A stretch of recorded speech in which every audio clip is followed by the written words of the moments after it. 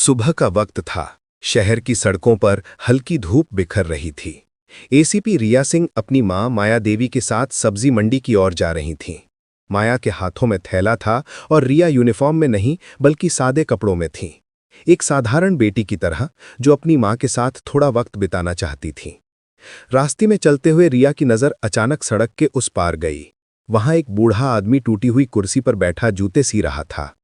धूल भरे हाथ, पुराने कपड़े और चेहरा जैसे बीते वक्त की कहानी कह रहा हो। रिया कुछ पल उसे देखती रही और फिर एकदम रुक गई। उसकी आंखें चौड़ी हो गईं।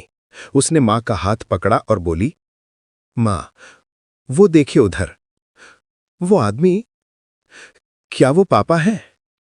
माया के कदम एक पल को थम गए। उसने पलटकर देखा और झट से नजरें फेर लीं। क्या बकवास कर रही हो रिया? वो तुम्हारे पापा कैसे हो सकते हैं? तुम्हारे पापा तो अच्छे खासे इंजीनियर थे, ये तो कोई गरीब मोची है। रिया के चेहरे पर बेचैनी थी। मां, आपने जो पुरानी तस्वीर दिखाई थी ना, वही चेहरा है। आंखें, दाढ़ी, सब कुछ वही। आप झूठ बोल रही हैं, ये मेरे पापा हैं। माया ने सख्त लहजे में कहा। रिया, मैंने कहा ना, वो तुम्हारे पापा नहीं है। अब चलो यहां से। लेकिन रिया का दिल मानने को तैयार नहीं था। वो बोली, मां, उनकी हालत देखिए, कितनी बुरी हालत में है वो। प्लीज चलिए, उन्हें घर ले चलते हैं। तभी उस आदमी राजेश ने ऊपर देखा। उसकी नजर माया पर पड़ी। कुछ सेकंड के लिए दोनों की आंखें मिलीं। राजेश ने नजरें झुका लीं। उसका चेहरा शर्म और दर्द से भर गया। रिया सब समझ गई। उसकी आंखों में आंसू भर आए।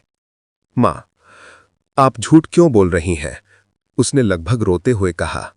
माया ने झल्लाकर उसका हाथ खींचा। बस बहुत हो गया, चलो घर। अगर तुम उस आदमी को घर लाना चाहती हो तो मुझसे रिश्ता तोड़ लो। मैं उसके साथ कभी नहीं रह सकती। रिया के आंखों से आंसू बह निकले। मजबूर होकर वो मां के साथ लौट आई। मगर उस रात उसे नींद नहीं आई। उसके दिमाग में सिर्फ वही चेहरा घूम रहा था, उसके पिता, जो अब सड़क किनारे जूते सी रहे थे।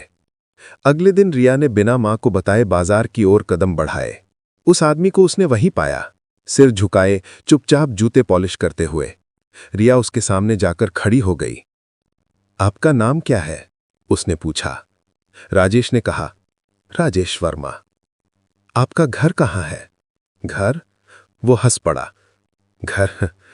अब कोई घर नहीं है बेटिया, ये फुटपाथ ही मेरा घर है। रिया की आंखें भर आईं। क्या आपके कोई परिवार नहीं? राजेश ने झिझकते हुए कहा। नहीं, कोई नहीं है।